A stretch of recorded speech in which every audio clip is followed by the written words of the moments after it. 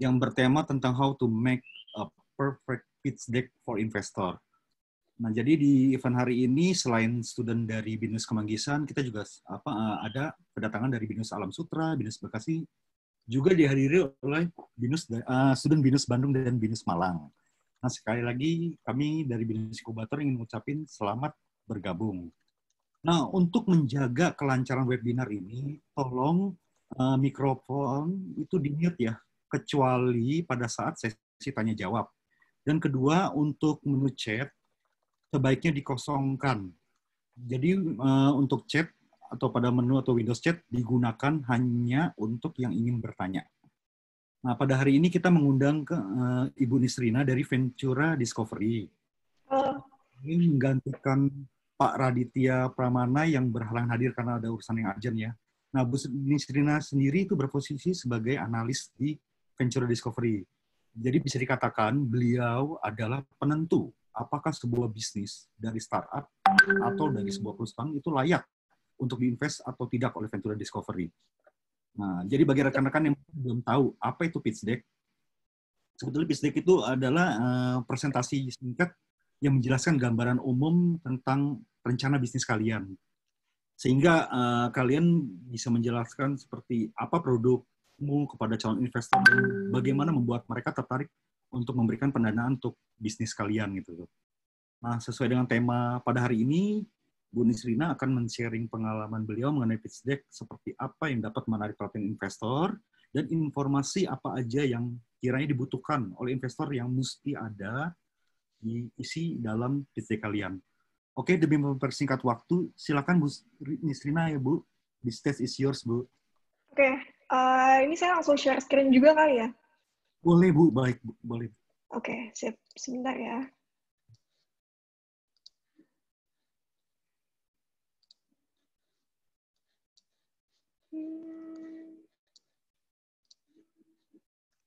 Yep.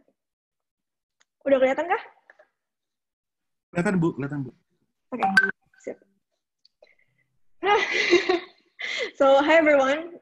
It's nice to meet you all. Bear with me ya. Ini pertama kalinya saya ngobrol di depan publik. Dan sejujurnya very nervous. But I'll do my best to address to your questions and curiosity here. So, yep, as you know, we'll be talking about pitch decks and how to make sure you're building a winning one or the one that will secure you the right investors. So, wait, next. So hi again, my name is Nisrina. Well, actually my friends and colleagues call me Nizi, and I am an analyst at Ventura Discovery. I'm actually very new to the firm. I recently joined Ventura back in January this year. Jadi ini mungkin bulan ke-7 lah saya join Ventura. Gitu. And as you can see on the screen, sebelum saya join Ventura, saya sempat bekerja di Creativepreneur Event Creator. Mungkin ada yang familiar dengan nama Creativepreneur, mungkin juga ada yang belum familiar. Jadi di sana saya bekerja dengan Creativepreneur ini untuk bikin projects dan campaigns all across Indonesia to support young entrepreneurial growth gitu. I also just graduated last year actually. I'm an electrical engineer undergraduate from University of Indonesia. So I understand that this might give you the idea of me as someone who is not too experienced in the field, but trust me, because I've talked to 70 startups over the scope of last month only. So I have seen an abundance of pitch decks from a lot of verticals also. Not only have I got a gist of it, I can pretty much tell which one's a bad pitch deck and which one's not. Well, obviously the rule of don't judge a book by its cover also applies here. But a pitch deck is pretty much your best shot at giving the best impression to your potential investors. And okay, next. This is pretty much the outline of what we're going to talk about today. So the first thing that I'm going to do is to introduce me and Ventura itself as a VC. And with the question, what is a venture capital and what are the things VC look at before actually trying to delve deeper into how to build a winning pitch decks. Yep, and this is pretty much, I always say the same exact words to every startup I've met. Ventura is an early stage VC firm investing in high growth technology companies, specifically based in Southeast Asia. And we have two funds. The first one is Venture Capital Fund 1. It's been fully deployed. You can see the complete portfolio on our website. But to name a few, we will also try to introduce some during the next slides. And yeah, so the first fund we used to invest in Series A and beyond with a ticket size of $2 million to $5 million. And but it's been fully deployed, and currently we're deploying the one fund that is called Venture Discovery, which is geared towards seed and pre-Series A investments with a ticket size of 200 to 500K. And our appetite as a VC can be seen as consumer-centric if you look into our website, but actually we're pretty sector agnostic in the sense that we're not looking into any kinds of sectors in particular. And even if our main LP here is Lipo, which is fully consumer-based business, we're still open to any kinds of B2B or B2B2C opportunities. Gitu, kurang lebih. Nah, next, this is pretty much our investment overview. Jadi, Ventura udah invest ke 29 different portfolio companies across 7 countries in Southeast Asia. Well, there's actually one country that is outside of the region. It's called, the investment is called Prenetics, and it's based in Hong Kong. We made the investment during our first fund, but now with Venture Discovery, we're focusing only to 3 countries, which includes Indonesia, Vietnam, and Singapore. And I told you before that we're a sector agnostic fund, but we do have preferences in certain area, which include consumer internet, financial services, health, and education. And this doesn't mean that we do not accept opportunities outside of these verticals, but our investment thesis has proven that these are the sectors that would most likely to succeed, especially during the current startup wave. And that being said, these are our selected Indonesian portfolio companies, dan mungkin juga lebih familiar nama-namanya ke teman-teman semua. Yang pertama ada Grab, ride-hailing company, lalu ada Sociolla, beauty commerce, Ruang Guru, the biggest online education platform here in Indo, terus Medigo. They started out as a hospital SaaS, tapi sekarang mereka mengoperasikan smart clinic chain, namanya Klinik Pintar. Jadi mereka, they're building an OYO model for clinics. Dan sejauh ini udah punya 2 klinik di Jabodetabek. Lalu ada Tada, a CRM platform, Bread Story, a wedding e-commerce, Fabelio, furniture e-commerce, Happy Fresh, grocery delivery, Accrued, tech talent headhunting firm, dan Luno, a cryptocurrency company. Gitu. Nah, now before we start with the pitch deck material, I would like to answer the question first. What is venture capital? Karena ya, let's be real gitu kan, setiap kali saya ketemu sama orang baru, atau sama saudara, atau sama teman bahkan yang kayak nanya, Nis, lo sekarang kerja di mana? Pas jawab venture capital, itu mereka jawabnya tuh kayak, oh, tapi O-nya tuh kayak kosong gitu, kayak nggak, sebenarnya tuh nggak paham venture capital tuh apa gitu.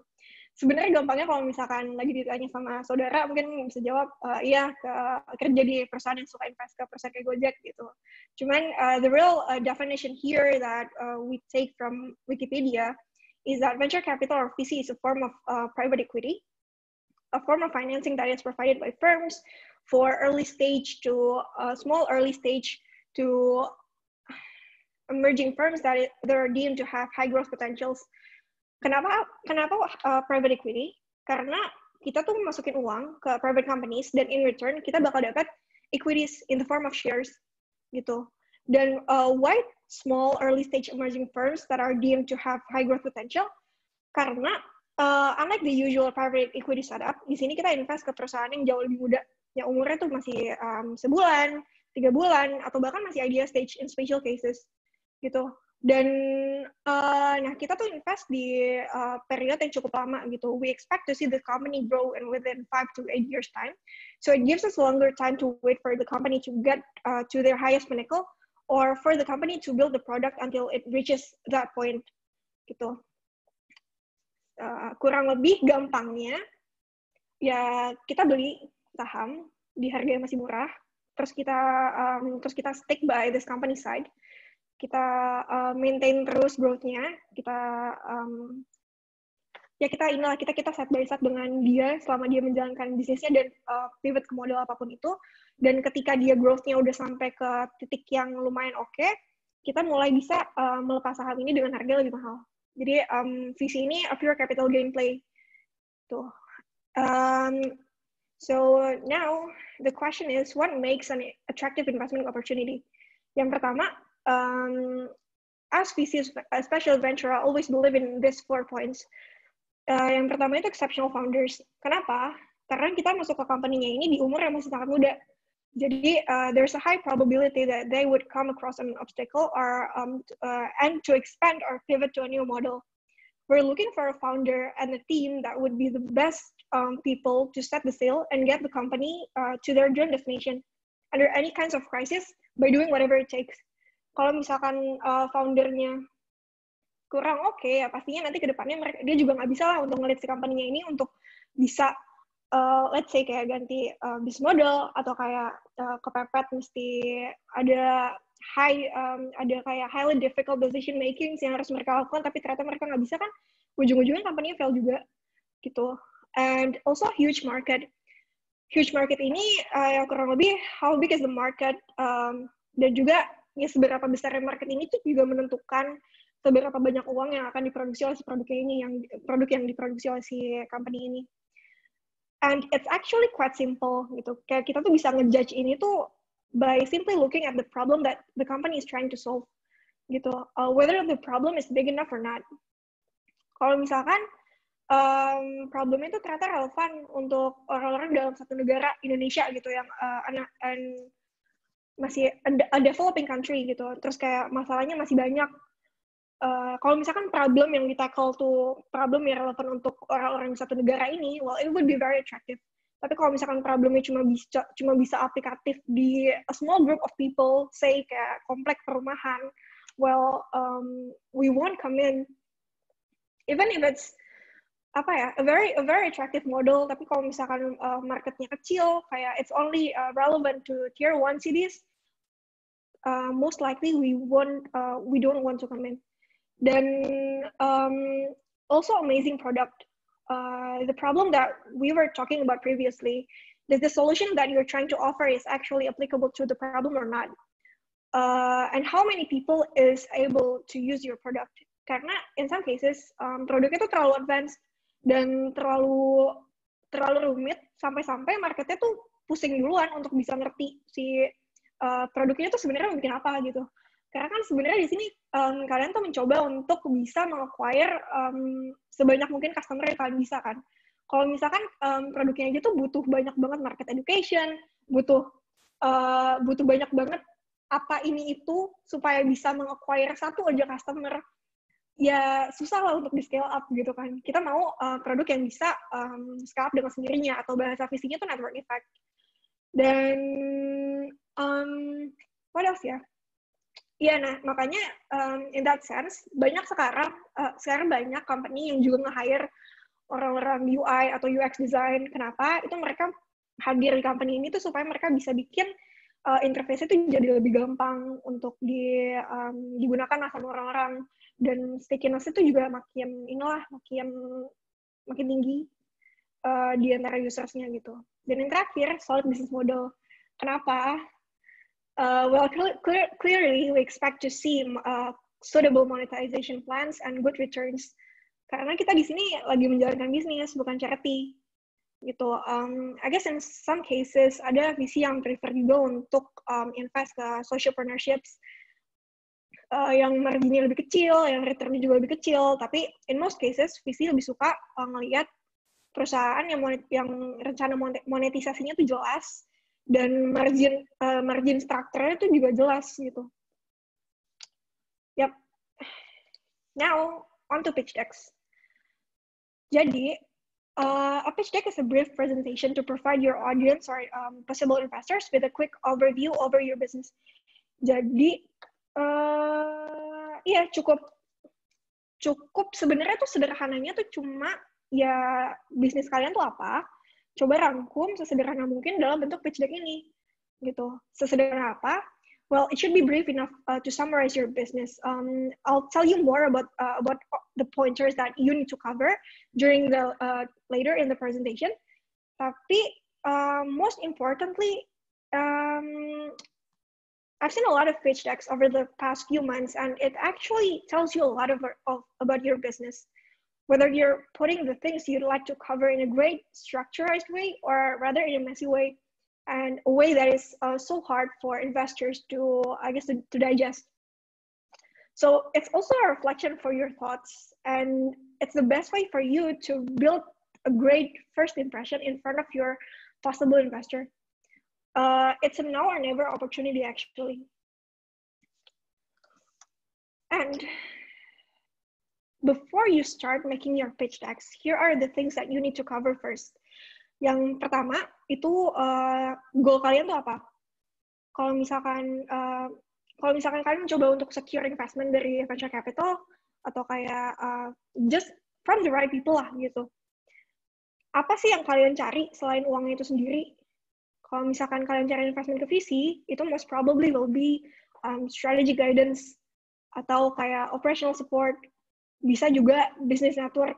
Kalau misalkan VC ini punya link langsung dengan certain corporations gitu.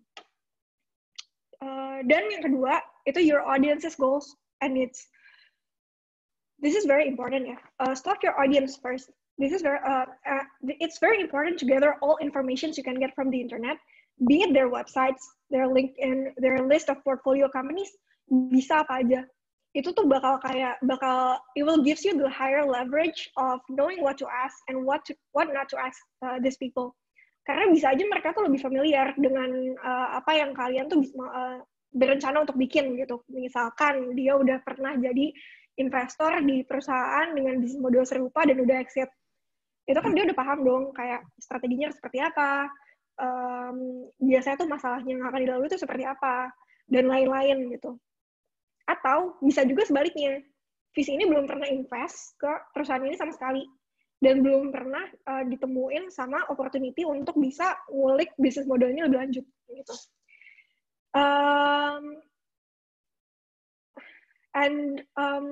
Another thing, ini penting juga. Jadi ada dua tipe VC. Yang pertama itu corporate VC, dan yang kedua tuh vanilla fund. For corporate VC, they tend to look for partnership angles between the startup and their LP. Misalnya, corporate VC dari real estate companies itu maunya ngelihat yang ke proptech aja gitu. Atau kayak bank VC, itu mereka cuma mau ngelihat ke fintech startups. Vanilla fund, itu tuh VC yang nggak meduliin vertikalnya mesti kayak gimana, atau bisnis modelnya harus align apa enggak sama apa yang dijalani sama si LP-nya ini. Nah, in the case of venture discovery, we are a corporate VC because we only have one LP, which is Lipo, but we function as a vanilla fund. As I've told you before, we're sector agnostic and we're open to any kinds of verticals. Jadi, to summarize, it's very important for you to know what are the things that your audience needs here. And the last one is understanding financing climate. This is also very important, especially during a crisis like Corona. Gitu. Kalian tuh perlu paham sebenarnya tuh sekarang tuh market tuh lagi berfungsinya tuh seperti apa sih? What's the current market view? What is hot, and what are the investors' concerns to invest during this period?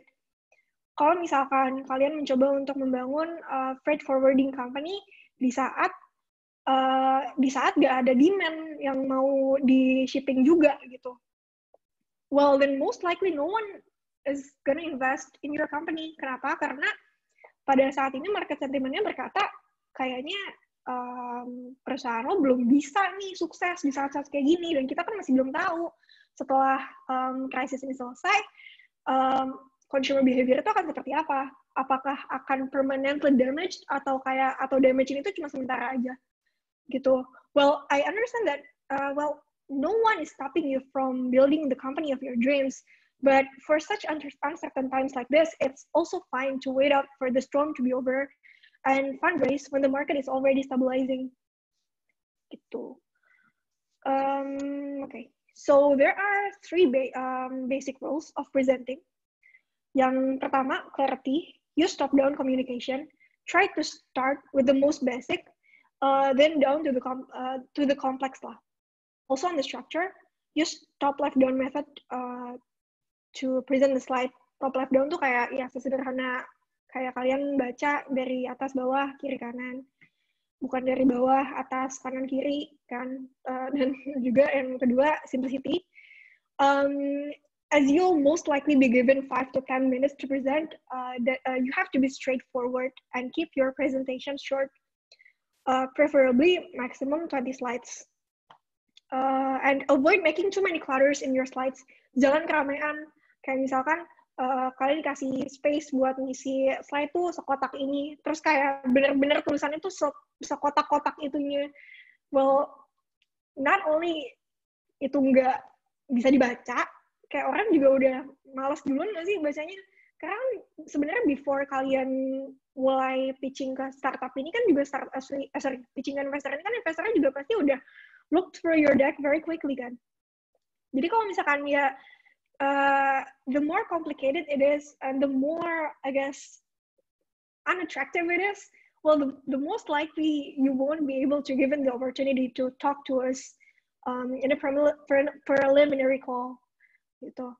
And also don't put too much of the details for the second meeting.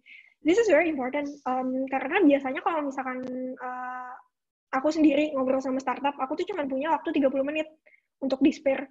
Dan on that 30 minutes, I try my best to keep the conversation as productive as possible.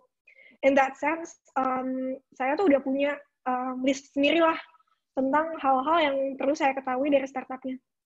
Kurang lebih, it's a very short checklist lah. Saya cuma mau tahu kalian tuh mau bikin apa, kenapa, bagaimana, current traction kalian tuh seperti apa.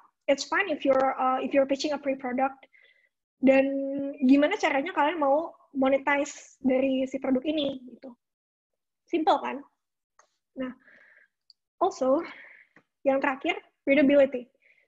Jadi usahakan gunakan font yang mudah untuk dibaca, bukan yang diukir-ukir atau gimana, because it's not aesthetic and it's not easy to read.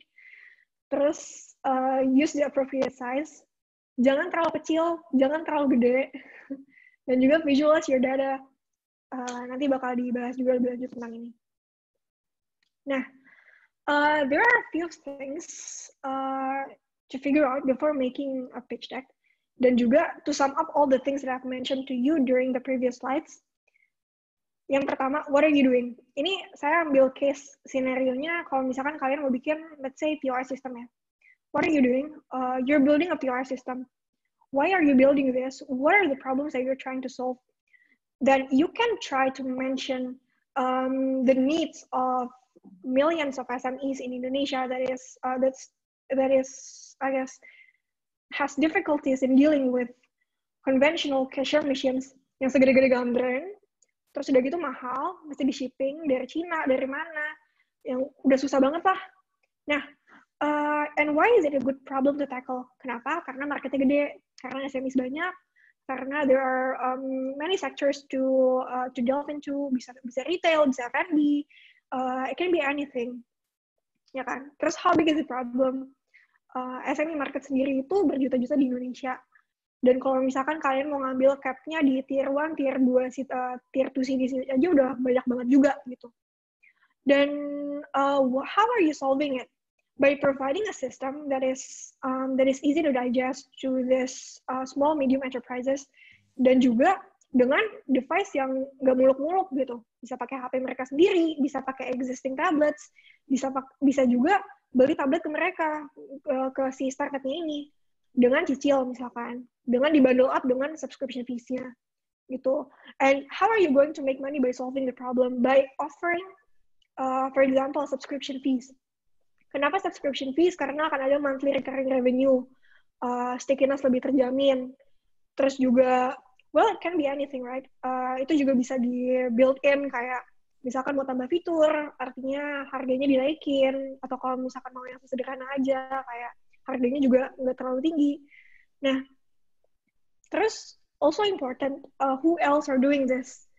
Karena gini, most VCs, kayak kita tuh bakal nyari vertical winner itu siapa sih?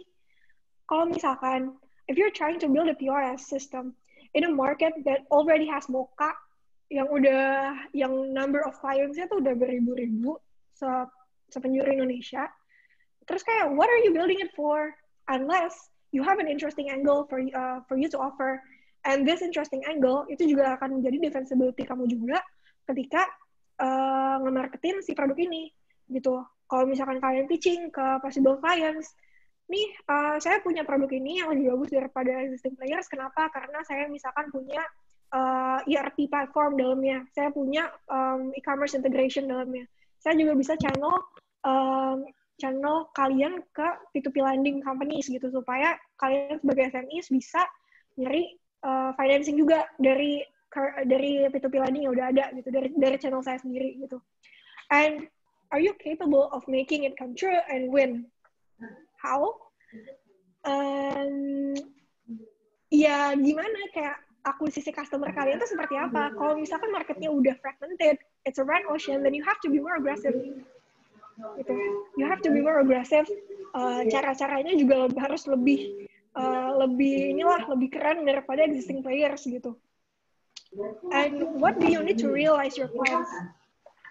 What are the resources that you need? Gitu. Misalkan kalian butuh uang untuk bisa melakukan digital marketingnya, kalian butuh budget untuk bikin campaigns or anything, atau kalian butuh untuk meng-hire lebih banyak tech talents, or what is it that you need? Exactly what I mentioned before kan. Selain kalian mau minta uang dari kita, kalian mau minta apa lagi nih gitu dari kita?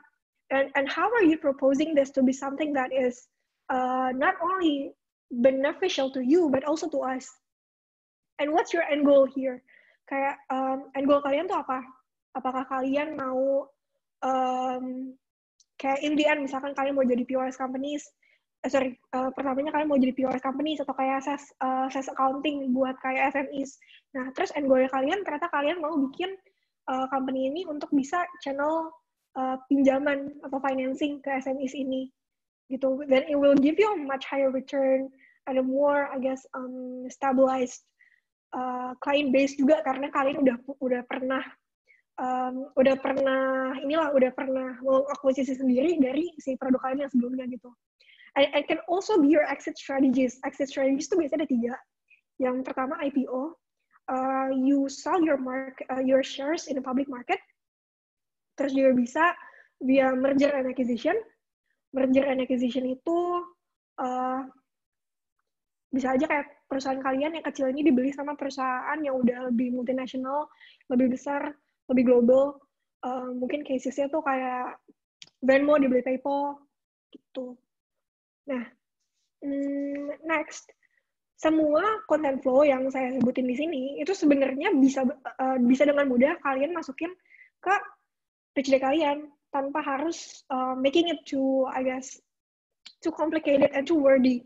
Gimana? Well, simply put in these things. Yang pertama, what are you doing? Kalian bisa masukin brief description aja ke dalam deck kalian. We're a POS system that enables the consumers or the client base to also channel loans from us in the end, or to connect them with the current P2P lending companies, atau apapun itulah pokoknya. Try to make it as brief as possible and as descriptive as possible. Supaya ini kan what are you doing ini kan pasti kalian taruh di slide awal banget kan. Jadi ke depannya both investors and also kalian juga itu tahulah kayak akan membawa si obrolan itu kemana-mana aja. Dan why are you building this? What are the problems that you're trying to solve? Simply put in the problem and the solution gitu. Seperti apa problem dan solution yang harus ditaruh di sini? Well, tulis problem yang emang ada eksistensinya gitu di market.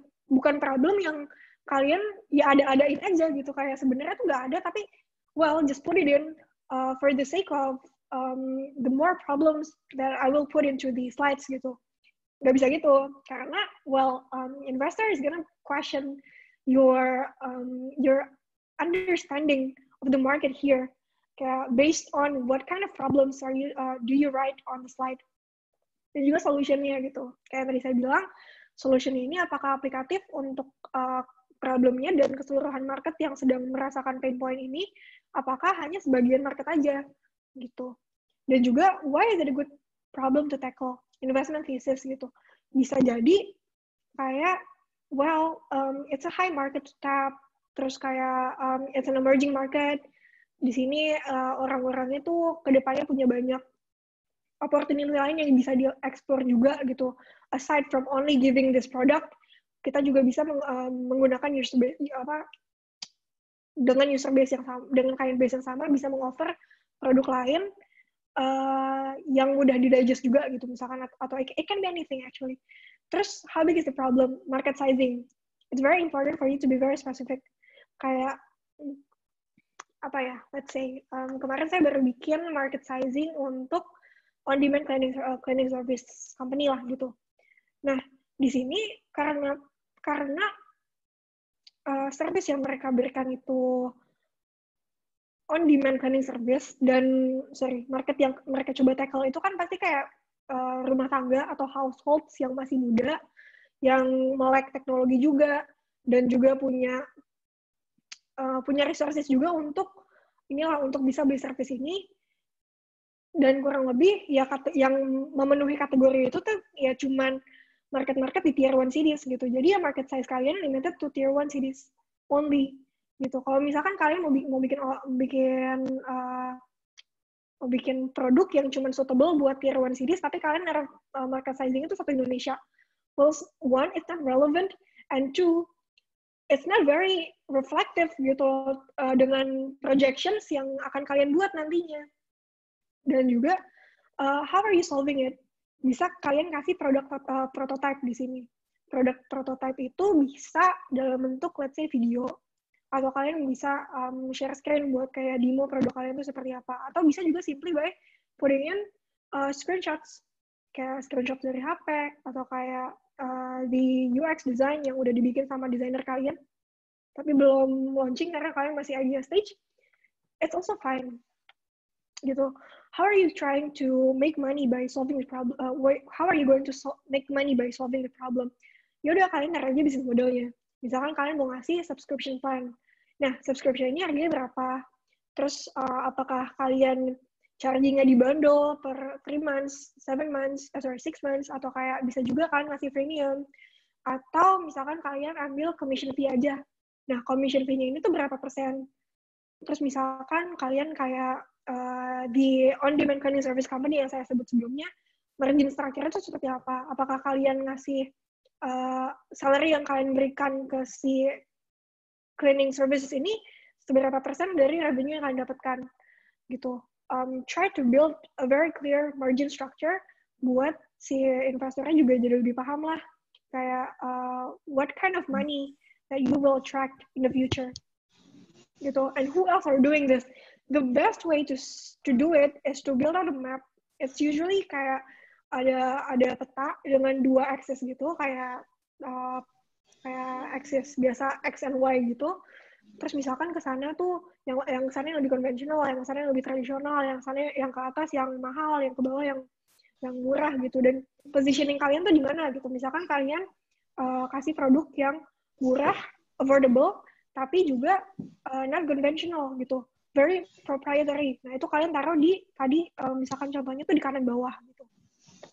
Sedangkan di si competitive players lain tuh di mana gitu.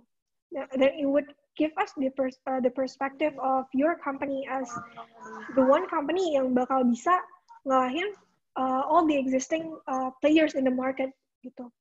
Dan what are you capable of making it come true and win gitu. Nah, di sini kalian bisa taruh tim kalian tuh siapa aja. Misalkan founders udah punya belasan tahun pengalaman yang relevan di field yang sama.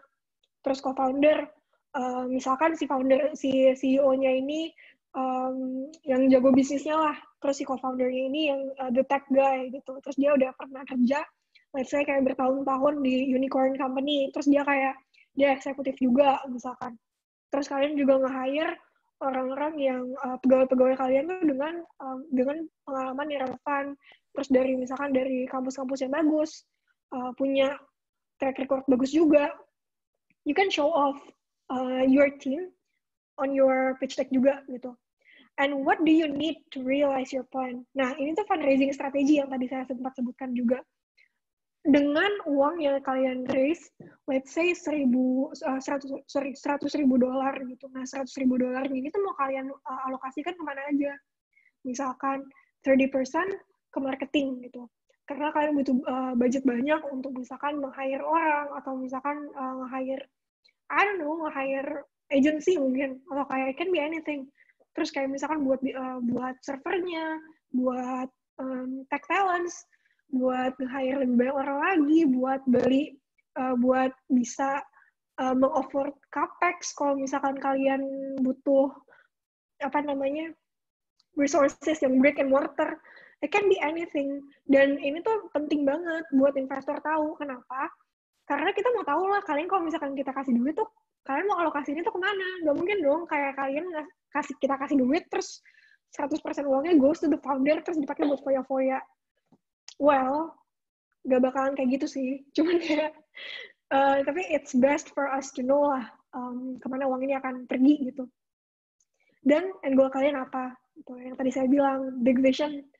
Apakah kalian mau merging sama multinational company yang udah sekuat apa gitu? Kalian mau berusaha supaya bisa di-acquire sama mereka? Kalian mau expand your services to be a super app, misalkan yang kayak Grab sama Gojek yang tadinya cuma ride hailing, akhirnya bisa offer e-wallet juga, dan GoPay dan OVO, lalu juga bisa offer other services kayak food delivery, drug delivery, it can be anything. Gitu. Nah, next-nya, also very important, design and visuals.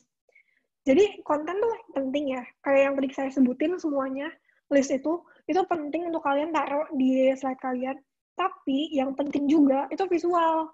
Kalau misalkan konten kalian bagus, bisnis model kalian bagus, tapi visualnya malesin gitu, kayak gak niat bikin pakai PowerPoint, belakangnya putih doang, terus fontnya Calibri size 12, semua slides. Ini kan orang lihat kayak, ini perusahaan beneran punya capability buat ngebangun apa yang dia mau bikin nggak sih? Kayak nggak representatif gitu dengan kapabilitas dari si founders atau timnya itu sendiri gitu. Well, try to be as creative as you can, tapi here are some notes yang kalian juga harus nilai, yang harus cover. Yang pertama, kalian boleh naruh foto, tapi placement-nya harus bagus. Harus juga kayak representatif dengan apa yang coba kalian bangun di sini gitu. Dan juga visually pleasing gitu, bukan kayak agak susah sih dicontohin karena ini kan visual, dia harus dibayangin, jadi kayak ya sesimpel fotonya tuh harus relevan aja dengan produk yang mau kalian bikin gitu. Terus warna dan kontras gitu. Kenapa? Sebenarnya ini basic design juga sih, karena ya kalau misalkan kalian naruh warna yang ngejreng terus kayak terus bikin mata sakit, well, no one's gonna read it gitu. Try to pick a neutral warna-warna yang netral dan gampang dibaca. Gampangnya sih ya kalau misalkan background-nya terang, tulisannya gelap. Kalau misalkan background-nya gelap, tulisannya terang. As simple as that. It will complement and make your pitch deck cohesive. Nah, terus yang ketiga, write effective sentences. Pendek aja, nggak usah panjang-panjang gitu. Saya pernah dapat presentasi dari satu perusahaan yang sebenarnya produknya itu bagus, produknya itu oke. Terus tapi yang sedikit saya kesel tuh dia malah mencoba untuk meng-explain produknya tuh dari nol ke saya gitu.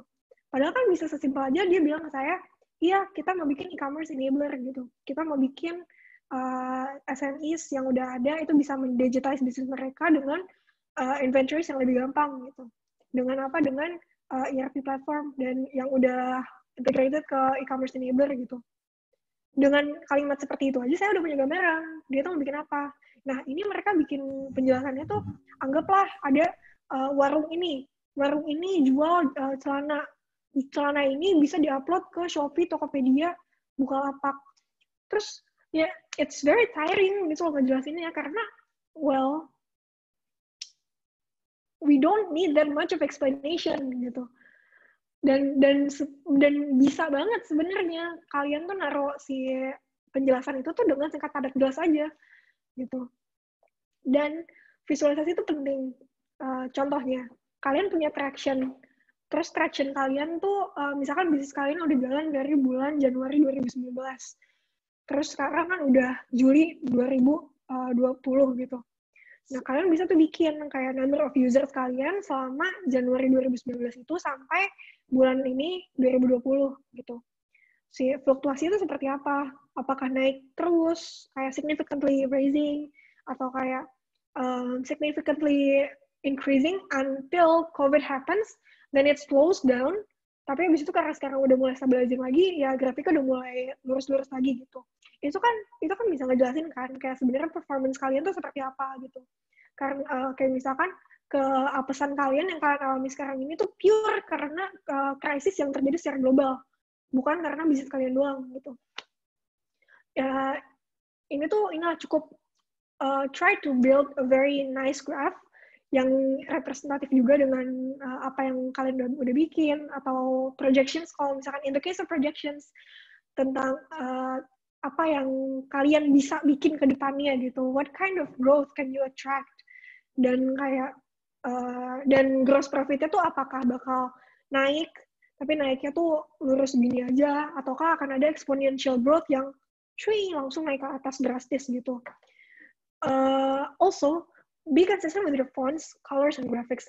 Again, basic designing designing rules. Terus juga, when design is not your forte, get some help.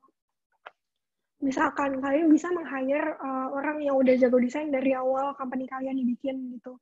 Or simply, kayak saya, buka Canva, bikin di Canva.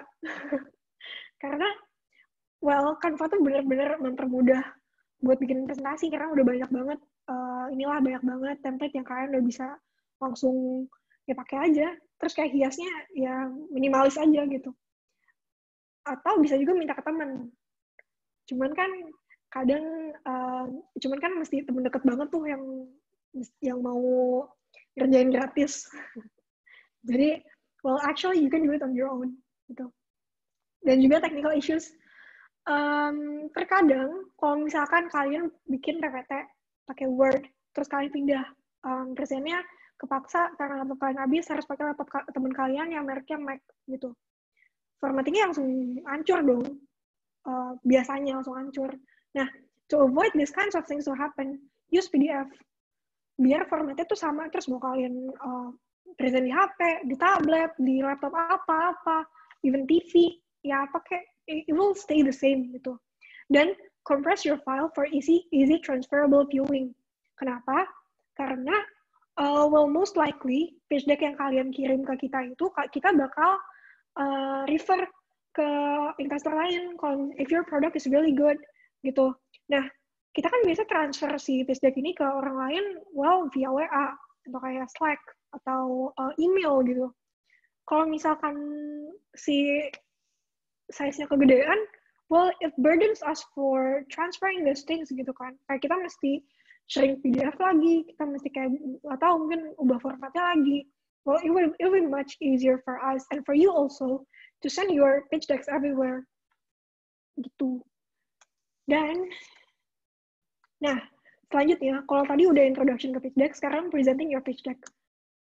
When you pitch your product to investors, yang paling penting juga, talk like a professional and build trust with your investors.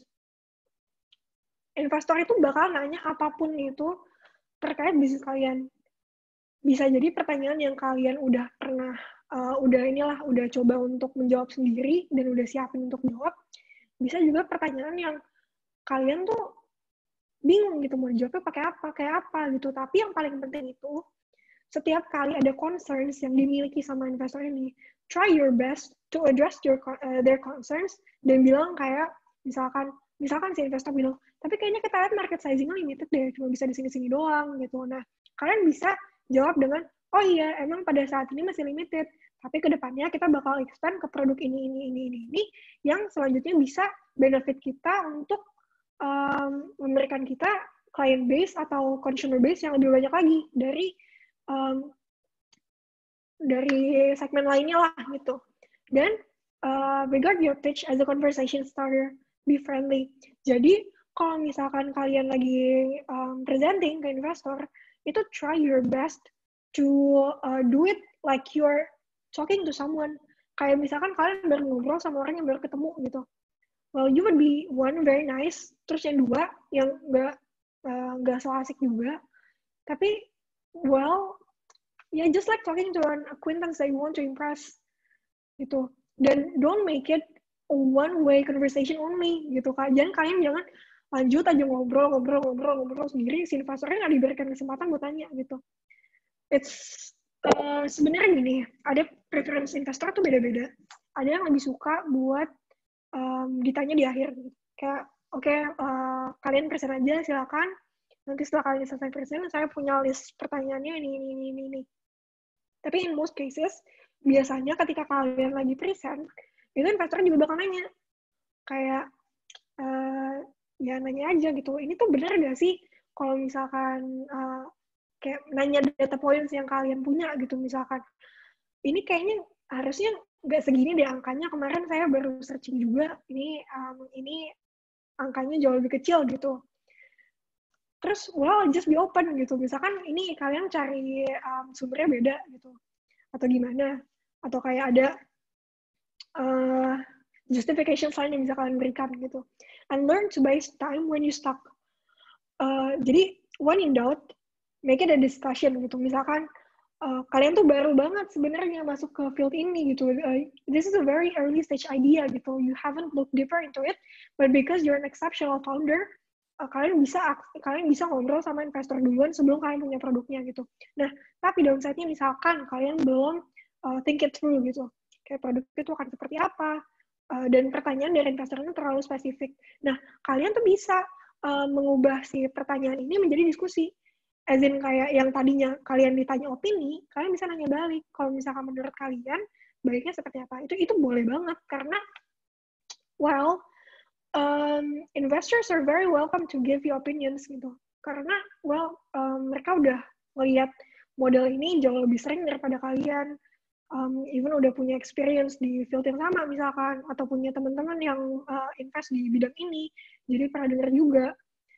Jadi ya you can build a conversation dan juga a very productive discussion gitu. Dan read and listen to your investors to adjust your pitch on the fly. Be honest, be realistic, and don't be a salesman. Gimana ya? Iya, kalau misalkan kayak sebenarnya nggak jauh beda sama yang tadi saya jelasin sih. Kalau misalkan ada investors yang break your misconceptions gitu, well, jangan ngotot. Kayak mereka tuh bisa jadi lebih paham gitu. Well, try to listen to what they're saying to you. Itu, dan sebenarnya itu kan baik juga kan untuk bisnis kalian ke depannya akan lebih ready lah untuk bisa melewati obstacle yang udah pernah diceritain sama si investor ini gitu. And nurture your relations with your potential investors. Kenapa? Karena most likely kalau misalkan investor itu nggak bisa masuk ke ronde investment kalian, they're still open gitu. As in kayak misalkan round size-nya terlalu kecil, maaf ya kita belum bisa masuk. Mungkin selanjutnya kalau misalkan kalian fundraising lagi di series A-nya kita baru bisa masuk gitu.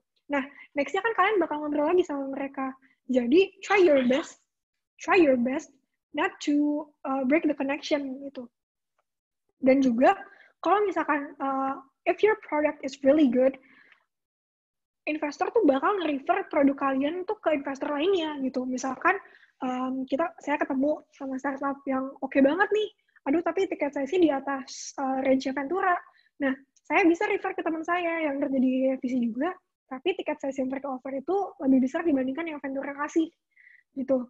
Nah, if you're not being nice to me from the very beginning, I will not recommend you to my friends. It's as simple as that. Gitu. Dan, nah, ini kurang lebih to sum up yang tadi udah saya ngomongin juga.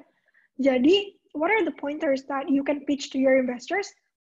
Ya kurang lebih ini aja sih. Dan flow-nya tuh dari setiap pitch deck yang saya temui, ya nggak beda jauh dari ini aja. Yang pertama ya problem sama solution. Terus target customer-nya tuh seperti apa, segmen apa, umur berapa, tinggalnya di mana. Terus juga, nah dari target customer itu bisa dimasukin ke market sizing gitu. di tahun ini market sizing untuk e-sports companies tuh segini, berapa billion di Southeast Asia gitu. Dan juga kompetitor dan positioning-nya. Bisa dia pakai approach yang tadi, bikin mapping kompetitornya, competitive landscape-nya seperti apa, posisi kalian di mana, kenapa kalian lebih unggul dibandingkan kompetitor yang udah ada ini. Terus monetization plan juga, bisnis kalian tuh mau ngasilin duit atau gimana? Misalkan dari subscription plan, dari commission fees, dari margin. Kalau misalkan kalian jual D2C products gitu, a very high margin gitu, you can just spell it out on your page deck. Terus tim, background kalian tuh apa, tim kalian tuh siapa aja, asalnya dari mana, kenapa mereka orang yang paling suitable untuk bisa mengoperasikan bidang-bidang ini. Terus milestone and tractions, kalau misalkan kalian bukan idea stage companies, tapi udah punya, let's say, 3 months, 5 months traction. Itu kalian juga harus nulis di situ. Selama 5 bulan kalian running, itu milestone-nya udah seperti apa aja, traction-nya udah seperti apa aja, berapa banyak user base yang udah kalian acquire, terus juga revenue kalian udah berapa. Sejauh ini, misalkan kalau misalkan e-commerce dan marketplace itu matriksnya kayak GMV, NMV, well, it can be anything gitu kan. Dan, also very important, try to know what performance metrics describes your startup's best gitu. Misalkan kayak e-commerce companies, biasanya kalian tuh kayak GMV, NMV, terus gross profit kalian tuh take rate berapa, terus CAC kalian berapa banyak users, berapa banyak products yang udah live. Kalau misalkan SaaS, yang penting itu biasanya CAC pertama, consumer acquisition cost ini tuh penting banget, tapi banyak startup yang setiap kali saya tanya CAC-nya berapa tuh nggak bisa jawab. Padahal tuh itu very reflective of whether your business is doing great or not. Karena kalau misalkan SaaS companies tuh bagusnya dilihat performance itu dari CAC versus LTV gitu. CAC itu customer acquisition cost, LTV itu lifetime value. Kalau misalkan LTV-nya lebih besar daripada CAC, artinya produknya bisa bekerja dengan baik dan bisa monetisasi dengan baik. Kalau misalkan sebaliknya, artinya ada yang salah dengan produknya. So, every verticals has the right metrics to track lah gitu. Kalau misalkan ada yang mau nanya lagi nanti, bolehlah. Cuman kalau ngomongin metrics tuh panjang banget. Dan funding needs dan allocation. Dengan uang yang kalian udah track ini, kalian mau masukin tuh kemana? Kayak yang tadi juga sempat dijelasin, mau ke marketing kah, mau ke server kah, mau ke tech team, mau kemana. Terus juga goal and strategy. Customer acquisition itu mau seperti apa? Kalian mau acquire via misalkan referrals gitu. Terus kalian juga ngasih misalkan points in return kalau misalkan si customer ini udah beli di e-commerce kalian berapa kali. It can be anything gitu. Dan marketing and customer sebenarnya sama sih, kurang lebih sama yang tadi. Mungkin kalau goal and strategy itu lebih ke how do you plan to execute your business? Kayak step-stepsnya itu apa? Misalkan kalian mau bikin e-distribution company. Instead of starting right away to distribute your products, kalian mau mulai dari shipping company dulu, shipping and logistics. Baru ketika kalian udah bisa meng-acquire client base, kalian bisa channel juga nih supply ke si client base ini gitu. Ada kayak step-stepsnya yang bisa dilakuin along the years gitu. Lalu projection, karena kan kita tuh bakal, kalian tuh masih muda banget kan, dan investor tuh most likely to talk to early stage companies juga. Jadi untuk traction-nya tuh susah dilihat gitu. It's a different thing with private equity companies gitu. Mereka invest ke perusahaan yang track record-nya udah banyak, udah tua juga. Well, kita invest ke perusahaan yang masih sangat amat muda. Jadi instead of looking back, we look forward. What kind of money will this money attract in the future? Gitu. How many consumer base? What else can they bring to the table gitu. Misalkan selain uang dan consumer base, kalian juga bisa bawa data gitu, data yang bisa dipakai buat nanti expand ke services lainnya. Can be anything. Dan contact details. Kenapa? Karena most likely pitch deck kalian tuh bakal disebarin. If your product is really good, then you will get a lot of reference. Dan gimana cara kita bisa kontak kalian? Kalau misalkan nih kalian udah bikin produk bagus banget, tapi kalian nggak bisa kontak karena kontaknya nggak ada di pitch deck. Well, it will not benefit you gitu kan. You will try to put in at least email lah gitu. Atau WhatsApp juga bisa sih. Doesn't have to be the whole team, just the founders is fine lah. Nah, ini balik ke slide awal tadi yang sempat di-mention juga. What are the things that VC, what are the informations that VC need to judge whether it is an attractive investment opportunity or not? Yang pertama, exceptional founders. Dan semua pointers yang saya udah sebutin tadi di awal, itu sebenarnya tuh, it can be reflected in your pitch deck. How? Misalkan satu, exceptional founders. Itu bisa dilihat dari tim profile kalian, tim membersnya di siapa aja, experience-nya seperti apa. Huge market. Itu bisa dilihat dari projection market size yang kalian bikin gitu. Dari target addressable market, service addressable market, sama service obtainable market itu berapa. Target customer-nya di sini siapa. Misalkan tadi tier 1 population, tier 2, tier 1, tier 2, tier 1 to 3, seperti apa. Terus competitive landscape-nya juga seperti apa. Seberapa besar opportunity yang kalian punya di market gitu. Is it a red ocean or a blue ocean? Is it a fragmented market or not? In the case of kayak yang tadi sempat disebut juga sebelumnya, in the case of POS gitu, POS udah lumayan banyak gitu. Well, dari semua kompetitor yang disebutkan di sini, competitive advantage kalian tuh apa? Dan expansion opportunities itu mau kemana aja gitu. Misalkan Gojek gitu, mereka awal cuma ride-hailing companies, tapi dengan ride-hailing companies ini mereka bisa build volume dengan dengan network effect yang mereka punya a growing user base dan juga partner base juga gitu kan. Nah, dari volume ini mereka mau bawa kemana? Mereka mau bikin e-wallet, oke, e-wallet.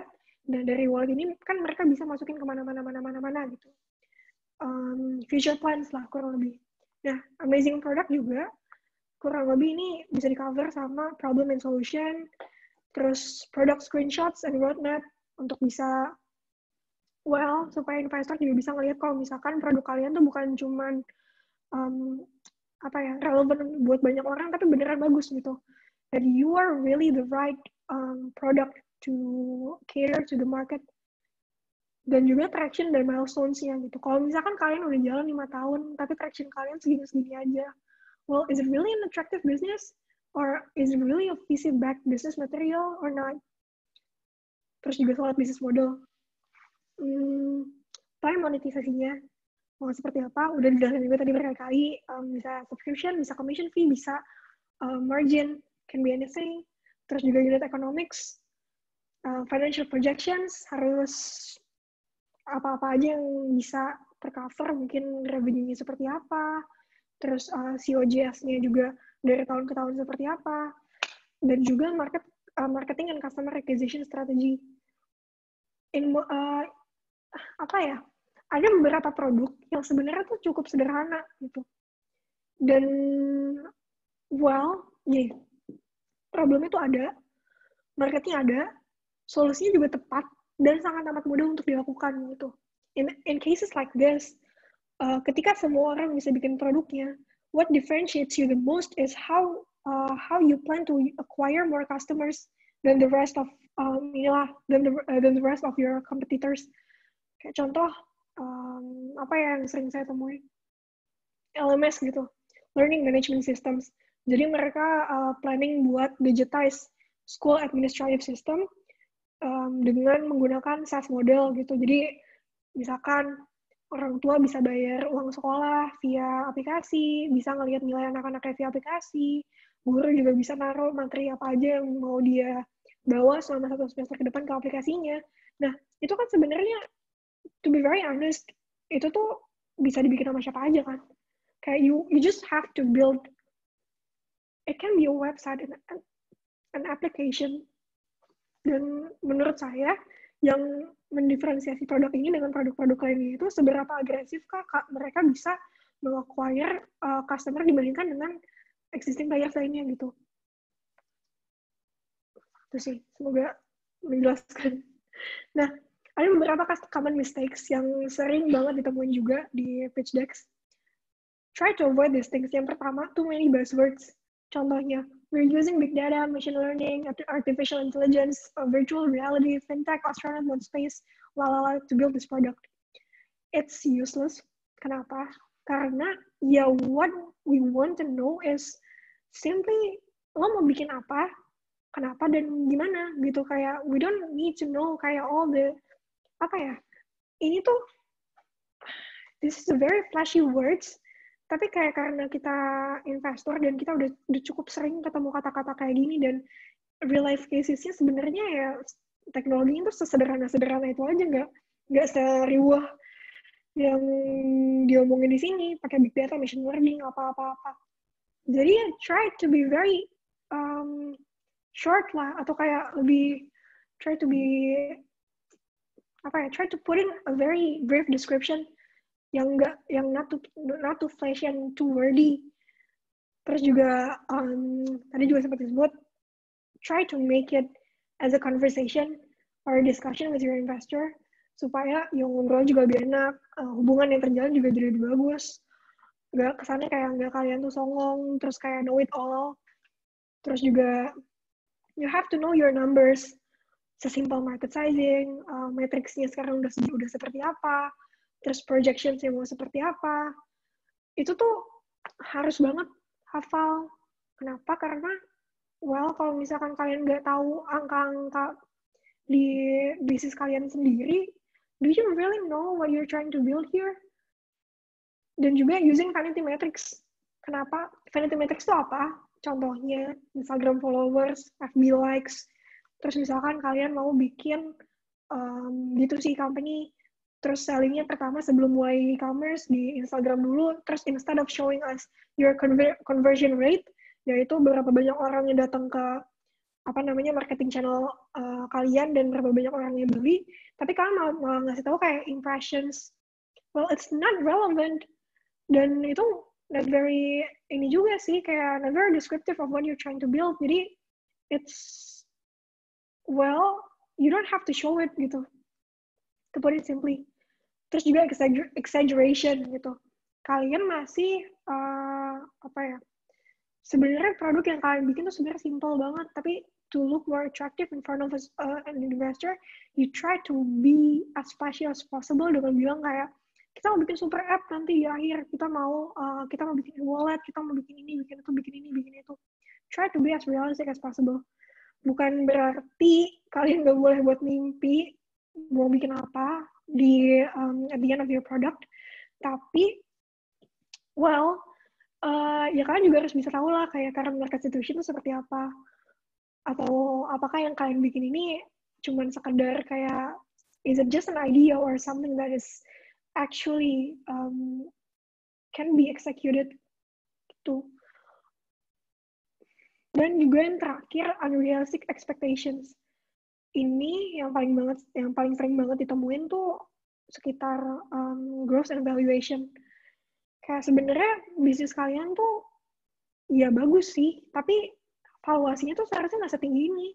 Harusnya tuh kayak lebih subtle gitu, atau kayak sebenarnya karena kalian sellingnya di Indonesia, yang market size-nya gede gitu.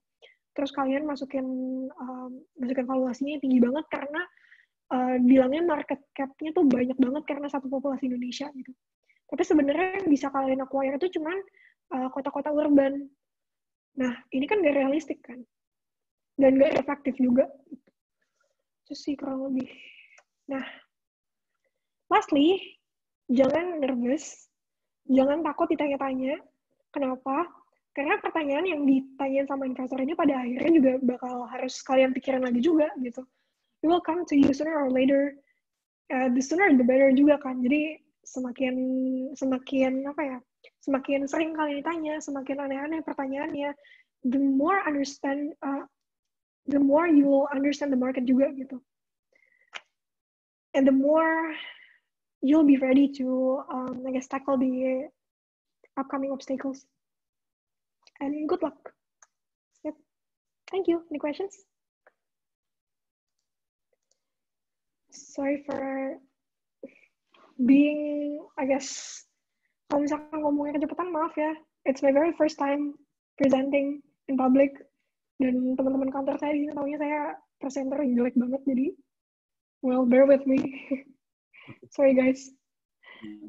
Buat teman-teman mahasiswa, silakan kalau mau bertanya, misalkan lewat kolom chat pun nggak masalah, ya.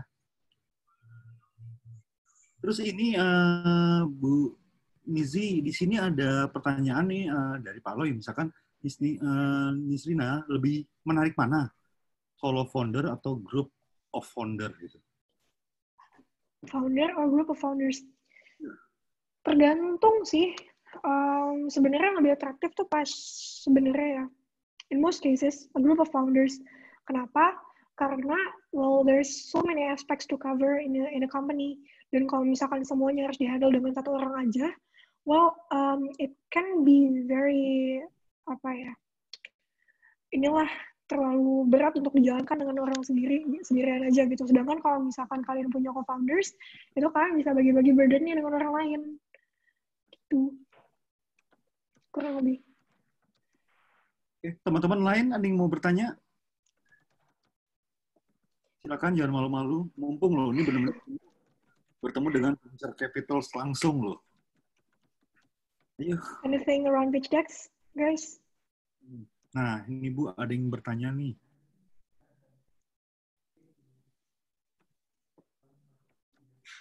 Ketika kita ditanya sama investor selama pitching mungkin ya, lebih baik jawab atau kita berdiskusi dulu sama tim kita untuk jawab.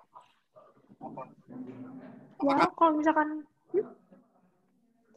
misalkan udah tahu jawabannya sih ada baiknya langsung jawab, supaya juga bisa memberikan impression kalau misalkan kalian tuh benar-benar paham tentang situasi market dan produk yang kalian mau bikin tuh acceptance-nya akan seperti apa misalkan. Tuh.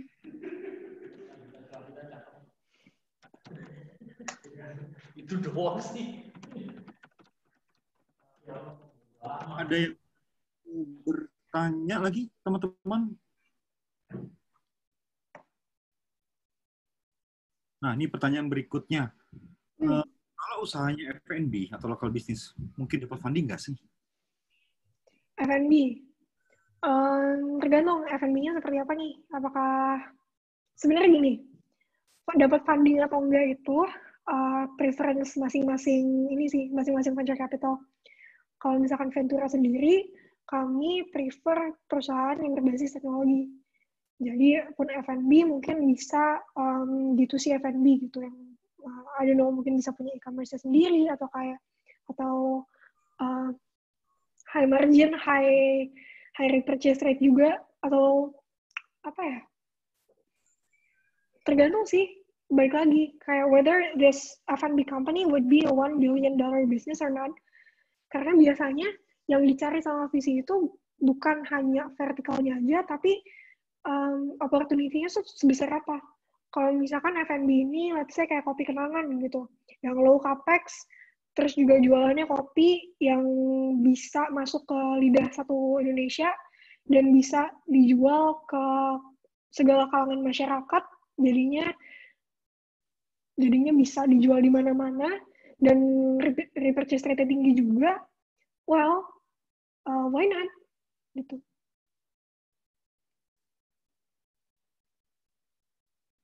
Di sini juga ada pertanyaan selanjutnya. Dari Gusti ya. How do you really present our team well atau making our team look good ya, looks good mungkin. I found it really hard to balance being too arrogant or too humble. Not so.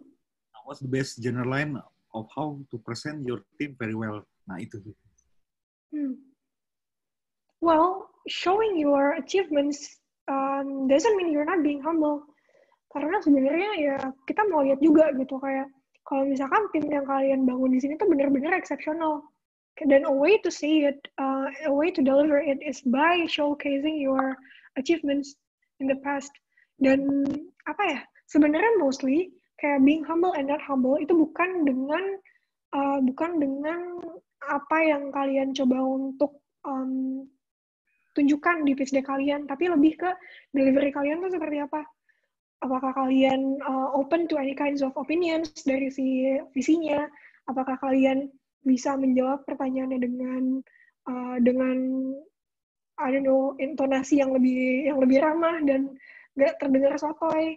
Well, gak apa-apa sih, gitu. In most cases, sebenarnya tuh humble dan gak humble atau kayak personality check yang bisa dilihat dari founders ini tuh lebih ke penyampaiannya dia.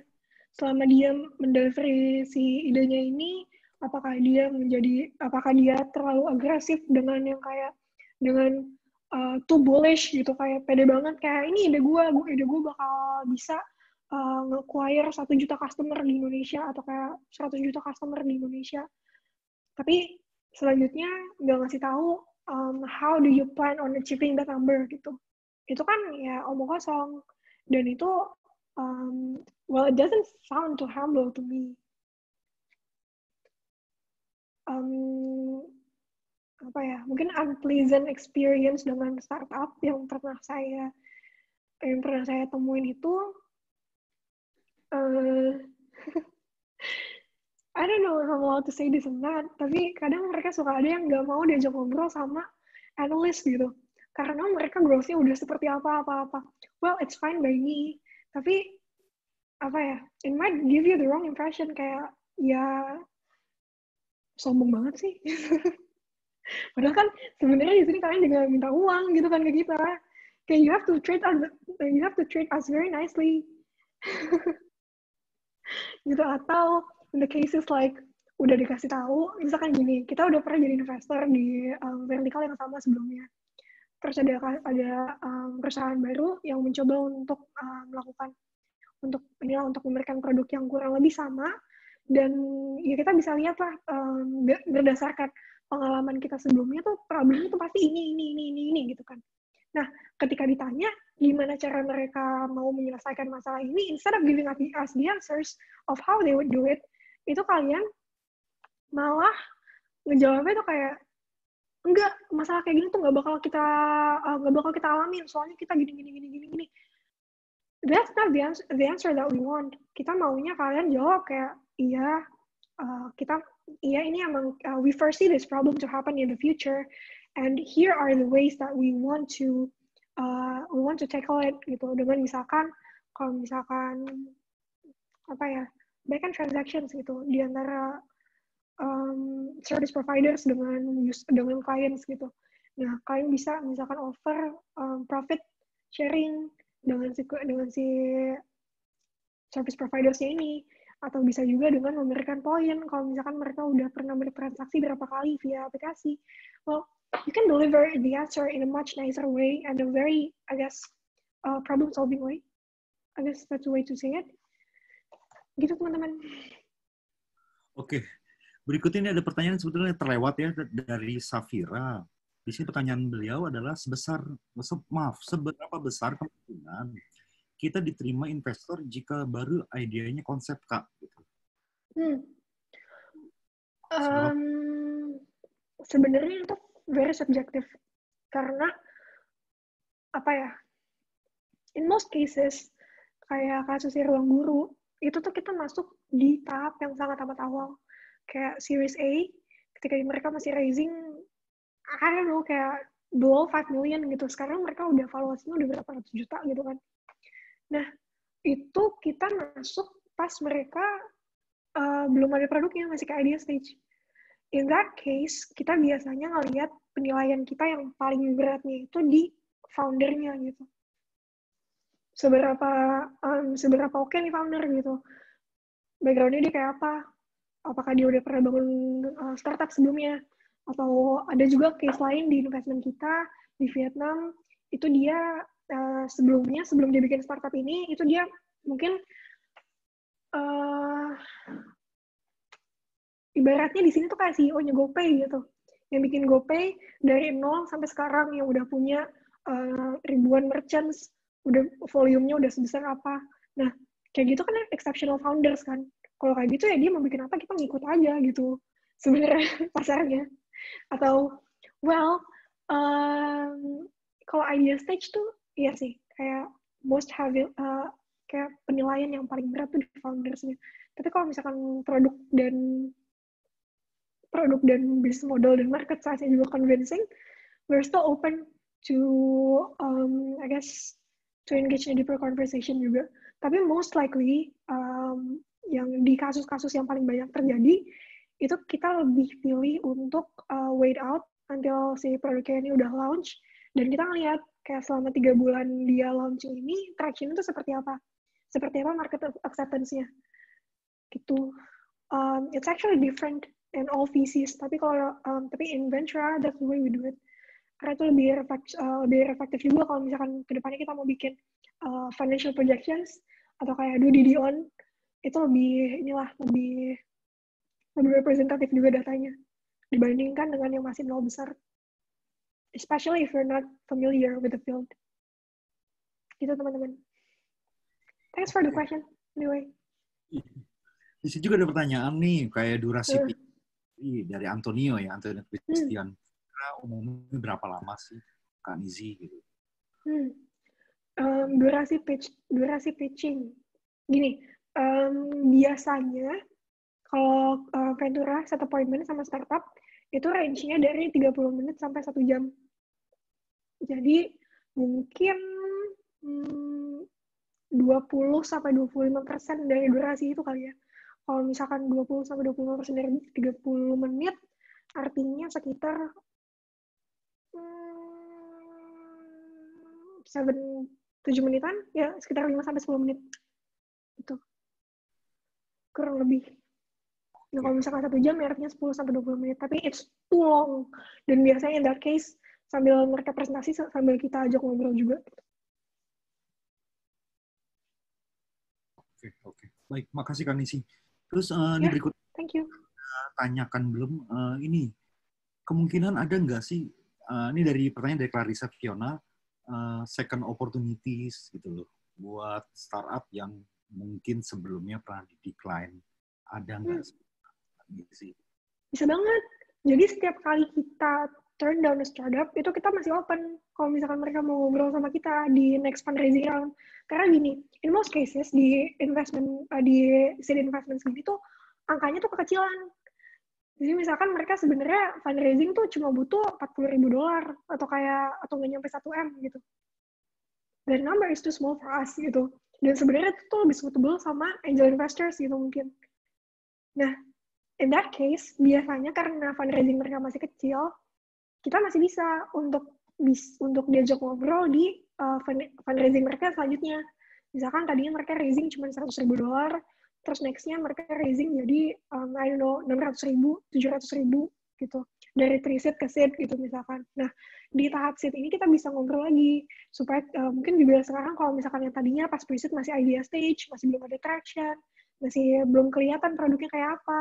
Nah, sekarang setelah seed ini, ternyata produknya lebih kelihatan, udah punya historical traction juga, berapa bulan, misalkan 3-5 bulan. Nah, itu kita mau diajak ngobrol lagi. Karena round size-nya juga bisa tebal gitu misalkan. Tapi in most cases gimana ya, kita tuh nggak mau sih kayak burn the bridge without any founders that we've met. Karena kita kan nggak tahu ya kayak what's gonna happen in the future gitu. Apakah sekarang dia bikin produk yang trashy, terus ternyata setelah dia belajar dari kasus ini, dia malah bikin produk yang bagus banget gitu. Kalau misalkan kita udah burn the bridges kayak oke, jangan pernah ngobrol sama kita lagi gitu. Nah, next-nya kita rugi dong.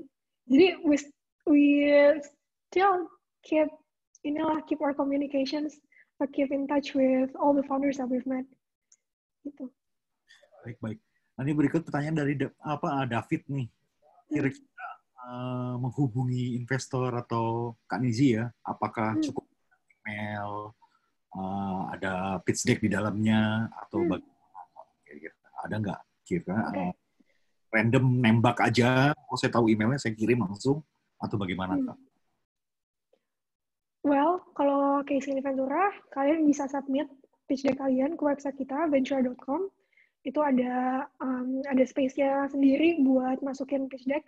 Nanti setiap minggunya saya bakal ngeliat dan saring juga yang mana yang mau saya ajak ngobrol, yang mana yang masuklah ke investment thesis kita yang lumayan oke untuk I don't know, for me to set up a preliminary call. Tapi kalian juga bisa langsung email ke kita. Email kita juga ada di website kita, contact@ventura.com, atau personally to me, di srina@ventura.com. Itu pasti kita baca, dan pasti dibales. Well, it can be both ways, tapi yang paling penting, kalau misalkan kalian kontak investor, itu try to be as descriptive as you can, and try to be as humble as you can. Karena kadang tuh beneran ada loh orang yang ngirim pitch deck itu cuma screenshot, terus dia cuma ngomong, saya butuh funding segini. Itu bacanya aja udah, aduh apaan sih orang gitu kan. Nah, ada juga yang bagus. Nah, yang bagus ini ngirimnya very formal. Pertama kenalin diri dulu. Misalkan kayak previously experience dia tuh apa. Mungkin dia sebelumnya eksekutif di Unicorn, atau mungkin dia juga udah pernah bikin produk yang serupa, atau dia fresh graduate dari I don't know kampus mana, mungkin kampus lokal, kampus internasional juga. Just give a short introduction about yourself and what you're trying to build here. Misalkan kalian mau bikin social media ini social media seperti apa, terus kalian saat ini statusnya udah seperti apa, apakah udah running, apakah masih idea stage, apakah sudah ada untuk fundraising-nya misalkan udah ada komitmen dari angel investor lain segini, dan sisa round-nya masih cukup untuk perusahaan untuk Ventura, companies like Ventura to chime in to the fundraising round gitu misalkan. Ya sama aja kayak like you're approaching a new acquaintance gitu loh. Kalau misalkan kalian mau temenan sama orang gitu, gak mungkin dong kalian kayak langsung nembak kayak rumah lo di mana, atau kayak very blunt gitu kan. Pasti kan kalian kayak sungkan dulu, terus kayak baik-baik dulu sebelum akhirnya bisa kayak jump into the context of what you're trying to get from us, I guess. Oke. Di sini, ya. Saya coba, ini ada pertanyaan juga, misalkan kalau bentuknya e-commerce atau mau masuk ke marketplace, ya anggaplah sifatnya sebagai orang tengah ya. Nah, kira-kira Kanizi bakal tanya itu apa aja sih pertanyaannya gitu? Gimana? Misalkan kalau bentuk usaha lebih kayak e-commerce gitu ya, dan mau masuk ke marketplace. Mau masuk? Mungkin maksudnya adalah kalau misalkan kan ada perusahaan itu dia sebagai orang tengah marketplace, jadi bertemu antara penjual dan pembeli gitu loh. Membuat usaha seperti itu, kira-kira mau bikin marketplace ya? Sama Kanisa apa di Cina apa ya Kak ya? Marketplace paling pertama pasti customer gini. In cases like marketplace atau social media itu kan pastinya harus ada network effect kan.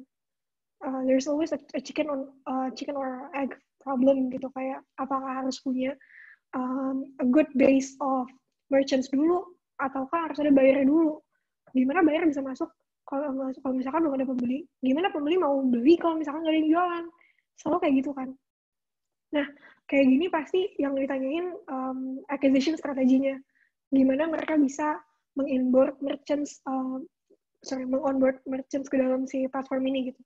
Misalkan mereka attract the biggest players dulu gitu, kayak mungkin in this cases kayak mungkin Unilever dulu, atau kayak I don't know, kayak mungkin mereka nge-attract merchants yang emang udah jualan in kayak tapi masih brick mortar gitu, masih toko-toko kelontong gitu, misalkan itu duluan. Terus misalkan mereka punya solid consumer base. Nah nanti kan kalau misalkan si toko ini udah jualan di si e-commerce ini kan pasti konsumernya juga bakal ikutan pindah kan perlahan ke si toko ini juga, ke si marketplace ini juga. Nah, itu yang pertama, customer acquisition dan partnership, merchant acquisition lah gitu. Yang kedua juga bisnis model tuh kayak apa? Berapa banyak margin yang kalian akan ambil dari si transaction-nya gitu. Misalkan kalian mau freemium model kayak Tokopedia. Kayak kalau misalkan merchant yang biasa-biasa aja itu kalian udah monetizing, tapi kalau misalkan mereka upgrade ke jenis apa yang mendapatkan benefits ini itu kalian kasih juga pricing, misalkan subscription fee-nya berapa, terus juga per produk yang dijual dapat margin si e-commerce marketplace ini berapa. Sama apa lagi ya? Sama yang paling penting pastinya kalau misalnya marketplace, ya gimana caranya mereka bisa menang dibandingkan dengan existing market players gitu. Karena kan sekarang udah banyak juga kayak strong existing players kan, yang merchant-nya tuh udah jutaan. Kayak kalau misalkan ada orang yang bikin, udah ada produk yang punya user base jutaan, terus kalian start from zero, terus what do you have to offer gitu loh, to end up your traction gitu, supaya bisa secepatnya bisa build volume segede ini. Misalkan kalian mau partnership sama apa-apa gitu misalkan.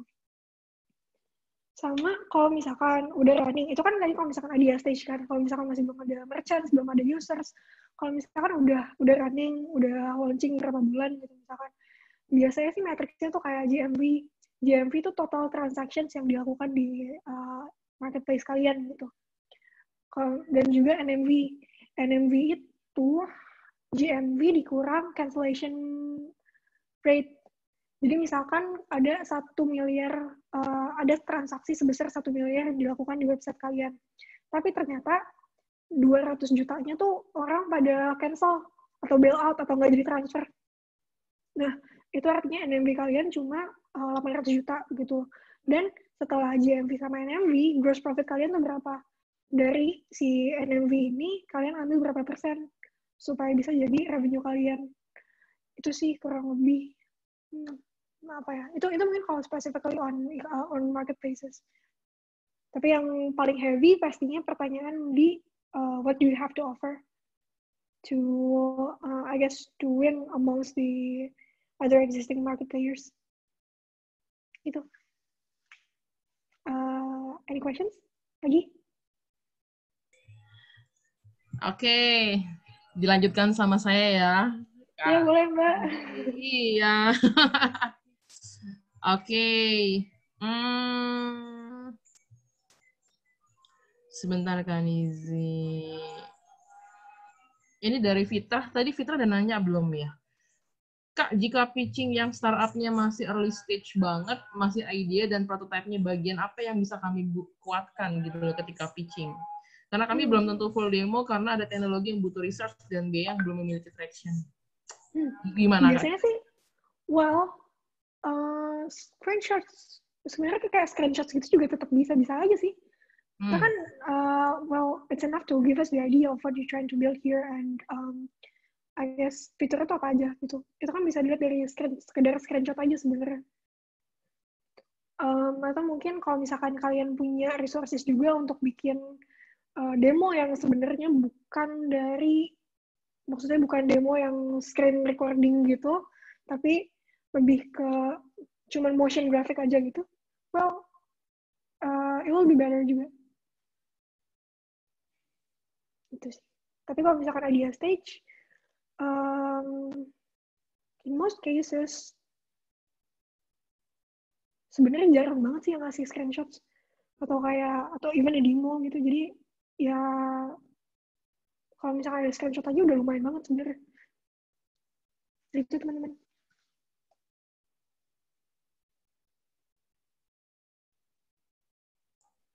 Oke. Thank you Kak Nizi. Sebentar Kak Nizi. Wait. Oke, thank you. Katanya si Fitrah, thank you atas informasinya. Sama-sama. And then ada yang nanya ini Kak. Kalau udah pernah di decline, apakah ada kemungkinan untuk diterima kembali atau dipertimbangkan kembali? Tadi udah dijawab Mas. Ya? Kalau misalkan kita dapat pitch yang belum menarik atau belum waktunya untuk kita masuk, kita tetap open untuk bisa ngobrol lagi di mungkin ronde fundraising selanjutnya gitu. Nah, ini dia nih, kalau di industri seni, Ventura Discovery tertarik atau enggak? Apa? Industri seni? Oh, industri seni apa dulu nih Mas? media atau apa, atau video streaming service. Oke, dia sih dibilangnya ini kayak apa? Oh, ini kayaknya ini deh, kayak model lilin kayak gitu tuh. Jadi yang benar-benar local business. Lilin. Kayak ini, kayak benar-benar art performing kayak gitu kali ya. Art performing atau art product gitu, Mas? Art product kayaknya, art product. Produk ya. Nah, tergantung si produknya ini opportunity-nya seperti apa. Apakah si ini ternyata bisa diterima sama satu Indonesia, terus juga bisa meng-acquire customer yang dari segala lapisan masyarakat? Well, memang enggak. Jadi kayak how big is the market sih? Oke. Kalau game, ada yang pernah dapat funding dari Ventura nggak nih? Ada yang nanya nih. Dari sejauh ini e-sports belum. Kita sempat kemarin due diligence ke satu video apa ya, kayak game streaming platform gitu dari Filipina. Kita belum masuk karena traction-nya masih belum terlalu meyakinkan lah buat kita. Tapi ya sih beberapa udah banyak yang pitching kayak gaming community. Terus juga apa ya? Ada juga kayak yang mau bikin game, terus pitching ke saya. Ada juga yang pernah kayak gitu. Oke. Terus ada lagi yang nanya, kalau lagi pitching itu mendingan ngomongnya formal atau casual sih? Nah. Apa ya? Balik lagi senyamannya kalian mau ngomongnya kayak apa. Kalau misalkan dari kalian ini on a daily basis juga ngobrol Anda sama orang. Gak apa-apa formal. Tapi sebenarnya gimana ya? We'll try to keep it as casual as possible gitu sih, supaya ngobrolnya juga lebih enak, nanya-nanya juga nggak sungkan, jawabnya juga lebih kita kan gitu. Lebih produktif juga biasanya kalau misalkan kasual. Oke. Terus ada yang nanya, gimana sih cara menghitung valuasi untuk pre-seed dan seed? Valuasi tuh it's another topik yang cukup panjang kalau misalkan dijelasin. Tapi gini, gampangnya kalau misalkan kalian mau evaluasi itu multiples dari revenue, atau lebih gampangnya lagi kalian lihat kompetitor kalian in the market, terus pada stage yang sama dengan kalian itu mereka memvaluasi bisnisnya tuh berapa. Oke. Jadi lihat kompetitor dan yang usahanya mirip-mirip ya? Ya, betul. Itu approach yang lebih gampang sih. Terus ada lagi pertanyaan, kalau preferensi sektornya dari Ventura dalam 1 tahun ke depan apa? Apakah akan berubah setelah pandemi? Gini, sektor ya, kayak yang tadi saya bilang di awal, kita main sektor agnostik. As in, kita tetap ngelihat semua sektor yang ada di market equally, dan juga judgment kita juga kita buat supaya lebih open to any kinds of possibility juga. Tapi in most cases kita punya 4 preferensi segmen. Yang pertama consumer internet, lalu ada financial services, health, sama education. Gitu. Dan gini, selama pandemi ini yang kita utamain tuh sebenarnya we're not stopping our investments during this pandemic gitu. We're still actively looking into deals. Tapi sekarang considerations-nya jauh lebih banyak yang harus dipikirin juga. Kalau misalkan tadinya kita cuma bisa sekedar ngelihat ke bisnis model, terus monetisasinya seperti apa, opportunity seperti apa. Sekarang kita juga harus melihat market sentiment itu seperti apa. Kayak yang tadi sempat diomongin juga kan, harus bisa paham kondisi marketnya seperti apa. Nah, in cases like coronavirus ya, specifically, kita lebih tertarik buat ngelihat deals yang catering to primary consumer needs. Gitu. Jadi kurang lebih, yaitu tadi health, education, mungkin groceries, terus juga itu sih kurang lebih. Oke. Tapi kita masih we're still open, we're still looking into any kinds of verticals, karena kan ya kita balik lagi, kita nggak ada yang tahu gitu kan ini krisisnya tuh akan berlangsung berapa lama, dan when the crisis is over, kayak what kind of verticals yang bakal menang gitu, atau yang bakal thrive. Karena kan ada beberapa yang merugi, ada beberapa yang menang juga kan. Gitu sih kan. Oke. Nah, terus ada juga yang nanya nih, kalau kita mau kontak VC tuh enaknya kayak gimana sih? Apa datang ke acara, apa kontak email, atau gimana? By email atau gimana? Gini, kalau misalkan nggak corona, kan sering banget ada event. Gasper nggak pinjam. Tapi kan Jadi ini bisa banget ikut bahasa Inggrisnya Bel. ikut event kita bisa, terus approach kita kalau misalkan kita mungkin dari selesai ngobrol gitu. We're very open. Kita juga biasanya hand out ini sih, name cards selama events.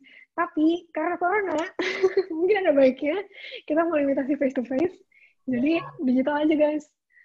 Email bisa, biasanya sih ya email aja sih, email.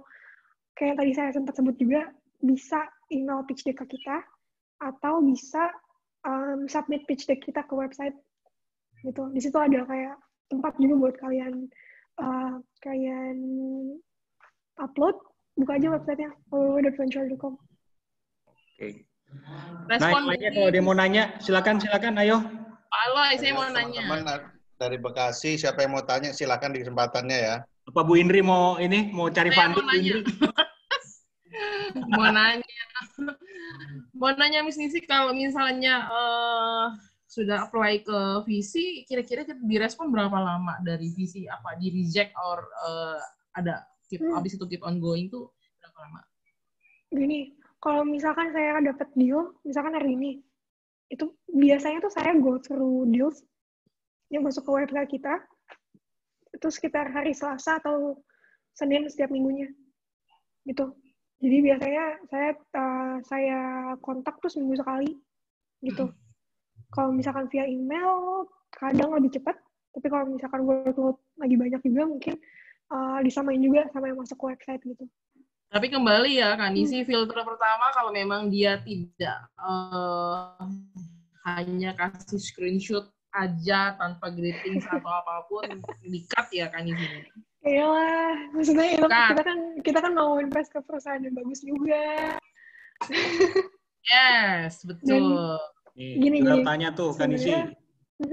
Kalau misalnya pernah nggak, atau kalau misalnya VC invest ke startup terus gagal itu? Nah, VC ya itu mah mungkin banget.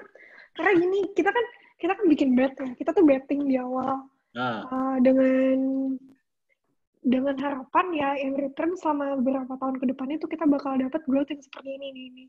Tapi kan kita nggak tahu marketnya tuh bakal kayak apa. Ya nggak? Simple, mungkin yang paling relevan pada kondisi saat ini tuh corona. Ya nggak? Corona tuh karena banyak orang yang stay at home, terus juga kebutuhannya juga jadi lebih limited.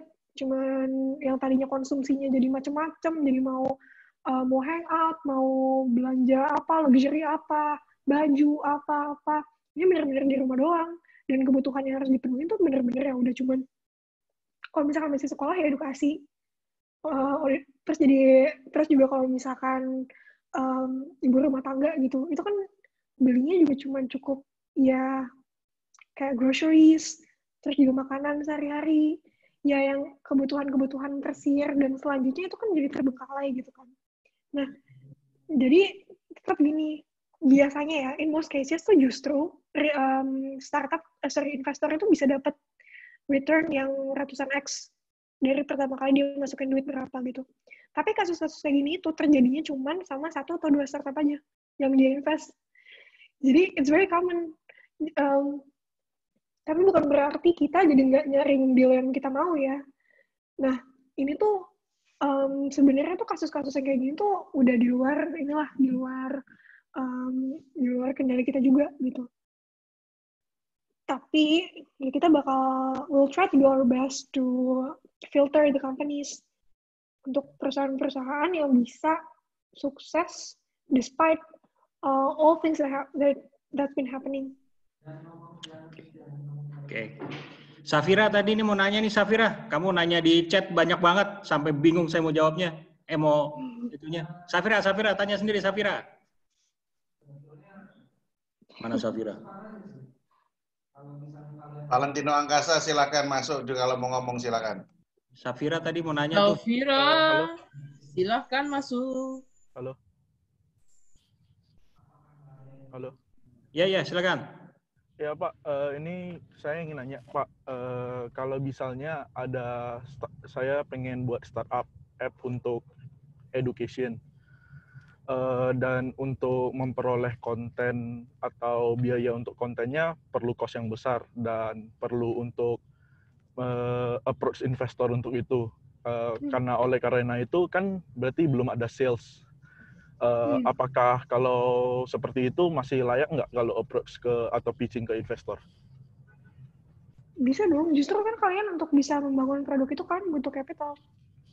Itu, dan capital ini bisa kalian dapetin sebenarnya macam-macam, bukan cuma dari visi doang, bisa dari bank, bisa dari bisa minjem teman juga bisa, atau dari kantong kalian sendiri gitu. Tapi ya, bisa-bisa aja sebenarnya. Berarti walaupun nggak ada sales bisa approach ke investor gitu. Ya, nah ini kasus kayak gitu biasanya namanya pre-product atau idea stage. Oh, oke. Makasih Kak. Ya. Safira mana tadi Safira? Udah siap belum nanya? Yo, Safira. Ya Pak, siap. Halo. Halo Kak. Halo. Jadi aku mau nanya, kan tadi aku udah nyoba buat apply di ventura.com. Nah, itu tuh ada jenis beberapa pendanaan. Nah, itu kalau buat kita yang awal masih ada konsep tuh gimana? Soalnya tadi ada pilihan seriesnya juga. Series ini mungkin seed, series A gitu-gitu ya? Iya. Nah, kalau kayak gitu-gitu tuh sebenarnya cuma penamaan saham aja. Jadi investor tuh masuk pada tahap apa? Kalau misalkan awal banget tuh bisa disebut bisa pre-seed, bisa seed, bisa series A. Kalau misalkan sebenarnya yang paling common ya. Jadi pertama kali kalau kalian fundraising itu namanya seed. Terus habis itu kalian fundraising lagi. Misalkan untuk uang yang kalian dapetin dari seed fundraising ini udah habis. Terus kalian butuh duit lagi untuk runway selanjutnya. Nah, itu kan fundraising lagi untuk series A. Series A 2 tahun habis misalkan. Nah, itu series B. Terus baru series C, series D, dan seterusnya. Gitu. Itu sebenarnya purely penamaan saham aja, kayak investor tuh masuk ke perusahaan kalian tuh pas lagi fundraising apa sih gitu. Cuma kalau misalkan mungkin kasusnya Safira di sini yang belum pernah fundraising sama sekali, itu di Ventura disebutnya seed investment gitu. Oh gitu Kak. Sama satu lagi Kak. Nah kan kalau misalkan kita nih sebagai solo founder gitu, benar-benar masih satu orang. Misalkan pendanaan kita diterima nih. Nah, itu gimana? Apakah kita dibimbing atau enggak? Sedangkan kita tuh belum profesional banget kan? Jadi gini, visi sama inkubator tuh beda ya. Karena kadang tuh sering banget setiap kali nanya, ada startup masuk yang nanya, pertanyaannya tuh persis kayak pertanyaan Safira tadi. Apakah akan dibimbing? Apakah ada mentorship juga? Itu, jawabannya enggak. Jadi gini, mungkin bukan mentorship yang dibimbing 24/7 yang kayak bootcamp gitu-gitu, enggak ya. Tapi we'll try to be in talk with our founders as frequently as possible. Gitu. Especially kalau misalkan lagi ada krisis. Kita mau lebih hands-on juga untuk monitoring performance mereka gimana. Terus juga lebih hands-on ke their almost every decision making process yang mereka jalani juga. Gitu. Tapi kalau misalkan in normal cases, itu biasanya kita cuma catch up to call tuh mungkin sebulan sekali atau 2 kali. Kalau misalkan things are going pretty well ya. Jadi kayak kita juga nggak usah terlalu kayak hands on untuk membantu mereka bikin apa. Gitu sih. Jadi we want our founders to be independent. Tapi we are also open kalau misalkan mereka butuh any kinds of guidance. Kayak yang tadi sempat disebut juga, strategic partnership mungkin dengan salah satu lini bisnis LP kita misalkan. Nah, itu kita bisa offer juga. Gitu. Kan di sini banyak yang patah hati juga nih karena usahanya di luar bidang yang Kak Nisi bilang tadi nih. Ada yang dari apa emang? Ada yang apa lagi nih? Ini silakan ya para orang-orang patah hati nih, Novaldi. Ayo Novaldi, silakan. Kamu mau nanya apa? Terakhir ya Novaldi ya. Audrey juga. Emang bisnisnya ngapain? Kalau itu mana nih Audrey, komik, ya kan? Novaldi ini bengkel, waduh. Bengkel. Terus siapa lagi nih? Irfan, F&B. Wah, dia nanya kalau F&B kakak tahu nggak sih biasanya yang ditanyain bagian apanya gitu. Fan, nanya langsung, Fan. Yang mana nih yang mau dijawab duluan? Udah, langsung aja Kak. Yang kakak mau jawab yang mana dulu Kak? Oke, sebenarnya gini.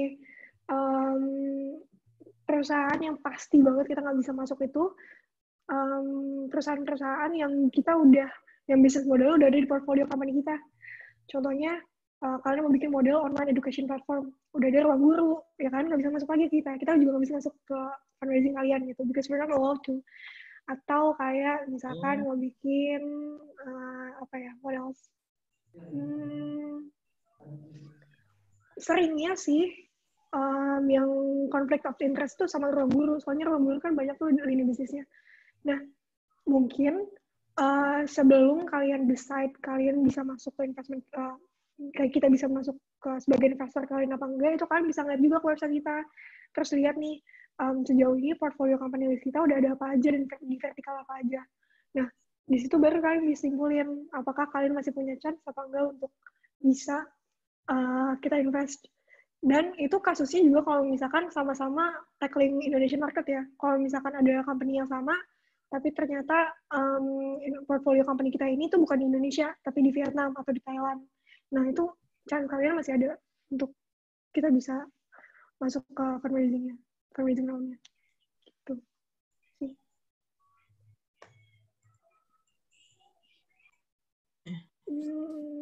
Apa ya tadi? Udah ya kayaknya. Ada lagi yang mau nanya? Silakan yang lain. Waktunya Kak Nisi tinggal sebentar lagi nih. Saya boleh nanya nggak? Silakan. Ini saya mau nanya simpel aja sih. Kira-kira tuh kayak dana minimal yang dikasih sama investor itu tuh kira-kira berapa sih minimalnya? Kan tadi kan dibilang ada yang terlalu sedikit, nggak lebih baik gak usah lewat investor gitu. Kira-kira minimalnya berapa? Sebenarnya bukannya lebih baik, bukan sama investor, tapi mungkin cari investornya yang kategori lain gitu. Kalau Ventura sendiri, kita 200-500 ribu yang tiket size kita gitu, yang kita deploy. Itu dolar ya? Dolar. Oh, saya kira rupiah. Oke. Itu aja sih. Iya. Nah, kalau misalkan di bawah 200 ribu tuh sebenarnya ada visi lain juga yang mungkin covernya ya 100 ribuan tuh ada aja kalau misalkan kalian mau cari. Tapi sebenarnya kalau misalkan di bawah 200 tuh lebih memungkinkan kalau misalkan dapat fundingnya dari angel investor aja. Kayak angel investor misalkan kalau misalkan kalian fundraising 150 ribu. Cari aja angel investor buat kayak misalkan 5 angel investor buat masing-masing masukin $30,000 atau 3 investor untuk masukin $50,000 masing-masing. Itu bisa juga. Oke. Makasih Kak. Ya. Oke, saya closing ya, Bu Nisrina. Iya, Mbak Indri, makasih banyak. Juga sudah habis, teman-teman. Bu Nisrina boleh share screen-nya ditutup? Kita mau foto bersama. Oke, teman-teman, silakan video dinyalakan. Ada 6 slide ya, teman-teman. Jadi bersabar, silahkan giginya diperlihatkan. Kelvin, kamu baru bangun ya, Kelvin? Oke, Pak Hans, ready dong Pak Hans? Oke, tahan sebentar ya. Oke, slide pertama. Oke, silakan. Bu, nggak bisa di kamera, Bu. Maaf. Mohon maaf, kamera saya nggak bisa dibuka. Untung kameranya nggak hilang ya. Slide kedua. Bu. Dibuka aja dari host Bu Indri. Open all. Videonya. Kameranya nggak kebuka, Bu. Dari tadi, Bu. Kameranya nggak bisa dibuka. Di mana open house-nya? Benar.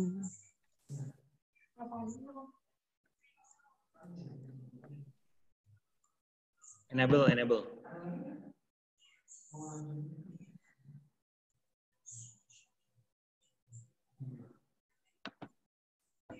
Bentar. Nyalain kamera minus 100 aja, Pak. Waduh, jangan. Nyalain kamera kalau nggak minus 100 ya. Kamera jadi mantap.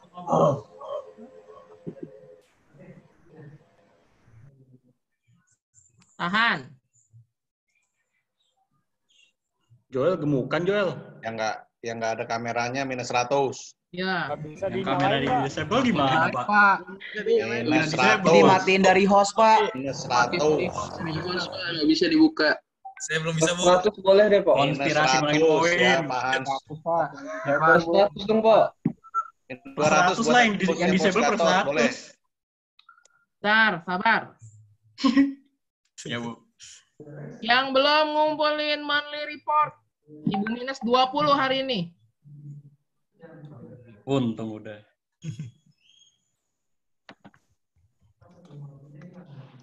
Diambil. Oke, Bu. Oke, sudah? Oke, saya thank you. Belum, Bu.